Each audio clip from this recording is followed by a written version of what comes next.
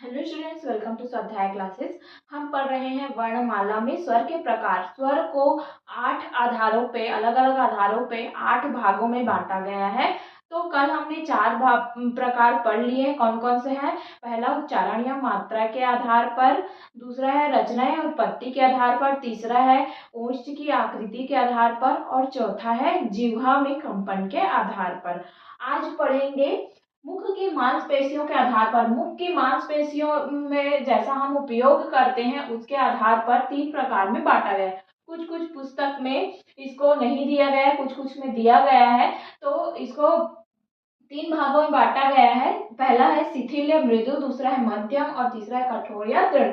तो शिथिल या मृदु जब मांसपेशियों का उपयोग होता है तो कौन कौन से स्वर निकलते हैं? अ, ई और उ। मध्यम में ए और ओ और कठोर में ई, उ, ए और औ। इसमें आपको कहीं भी आ नहीं दिख रहा है, ठीक है। तो आ जब हम बोलते हैं तो इसमें मांसपेशियों का उपयोग नहीं होता है, ये सीधा कंठ से निकलता है। इसीलिए कई हिंदी शास्त्रियों ने इसको माना है आधार और कई हिंदी शास्त्रियों ने नहीं माना है आधार, क्योंकि इसमें आ नहीं आ रहा है। अब छठवा है मुख कुहर या मुख द्वार खुलने के आधार पर। मुख द्वार खुलने के आधार पर स्वर को 4 भागों में बांटा गया है। कौन कौन सा है? विवृत, अर्धविवृत, अर्धसंवृत, इसी को ईष्यक बोलते हैं और ये समृत। विवृत मतलब जब हम इस स्वर को बोलते हैं तो हमारा पूरा मुंह ऐसा खुला हुआ होता है। तो इस कौन सा स्वर आएगा इसमें? आ।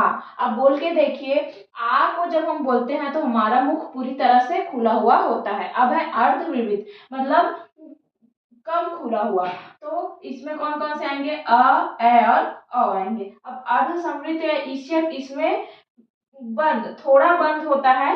तो इसको क्या, इसमें कौन कौन से स्वर आते हैं? ए और ओ। अब समृद्ध, इस स्वर को बोलने के लिए हमारे मुख को ज्यादा खोलने की आवश्यकता नहीं होती, लगभग हमारा मुख बंद होता है। तो कौन कौन से हैं? ई, उ और री। अब एक बच्चे ने कमेंट किया था कि जो वर्णमाला का 23वां वर्ण है उसको क्या लिखते हैं या क्या बोलते हैं, इसका यूज क्या है? तो 23वां अक्षर हमारा है इय।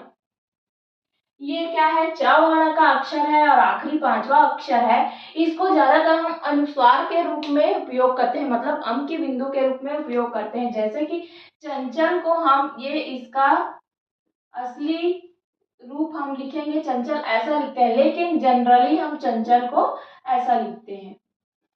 तो इसमें इया का उपयोग हुआ है, लेकिन हम इसको अनुस्वार के रूप में लिखते हैं और इया का उपयोग